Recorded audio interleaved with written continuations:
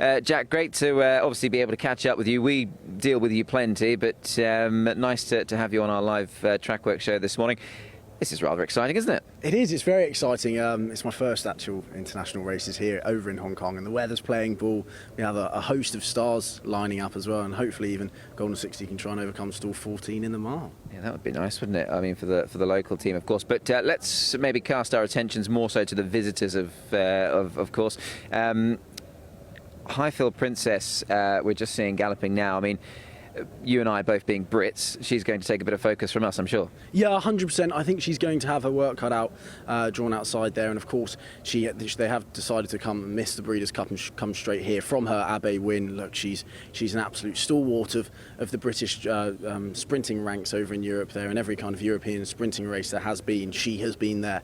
She's been a common force there. I mean, if you look at her winning the King George at Goodwood this year in attritional conditions, she did that in great style as well. She looked in fine form this morning. Jason Hart's going to be aboard her as well. The whole family are here as well. It's a big family affair. It's very refreshing to see, and hopefully she'll be able to fly the British flag come Sunday. How good is your French? They've got a pretty strong hand. We're seeing Tribalist here as well on screen. I mean, for me, I thought the interesting angle into him was perhaps the ground, but he's got a bit of class, hasn't he? He does have a bit of class. I think all of the French actually do have a bit of class. I'm also looking forward to seeing Horizon D'Or in the Cup lineup against Romantic Warrior. He's drawn stall 1, which I actually think could be a slight hindrance. I know he likes to be held up, and Mikel Barcelona, I think, is probably licking his lips there. Didn't quite like the ground last time out in the Champions Stakes, so hopefully he'll be able to come for this. I think conditions are perfect for him over this mile and a quarter, but I wouldn't be surprised to see the French go very close with their contenders. He's been a bit of a boom horse, hasn't he, for a lot of people? I mean, everyone you speak to, there's obviously everyone always has a horse that they really like, but Horizon D'Or certainly is one that I think many are flagging up as a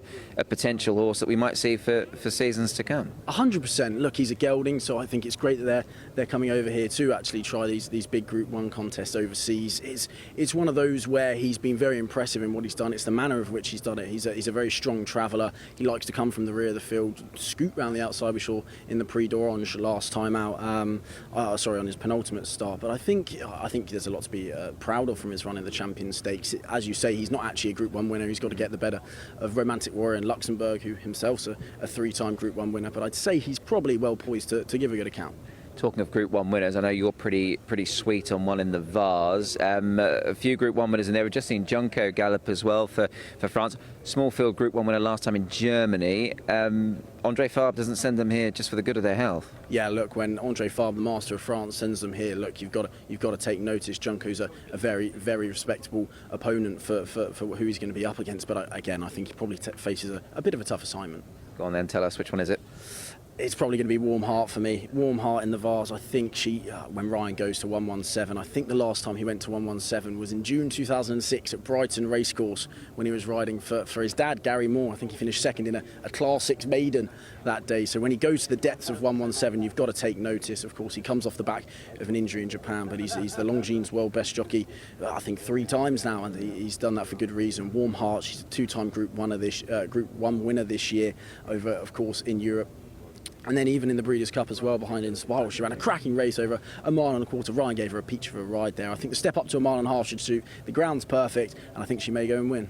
It's great having Aiden here, isn't it? I mean, he's going to have his first runner in a sprint. He's got 4 runners, 1 in every single race, and he really has, unsurprisingly, been one of the star attractions this week. Oh, 100%. Look, he's been absolutely grand. He's been having interviews and photos with everyone who comes up to him, and goodness me, he even said yesterday this is probably the best team he's ever sent over to Hong Kong. So even the likes of Aesop's Fables, the improving 3-year-old, and Cairo, who comes from running second to Paddington in the Irish 2000 Guineas earlier in the season, he definitely has a strong team. Of course, Luxembourg and Warmart is where everyone's going to be looking, and Luxembourg himself, 3-time Group 1 winner, had a small bruise in his foot last time, which actually put him out of the Champions Stakes, but he's definitely going to be a good opponent as well.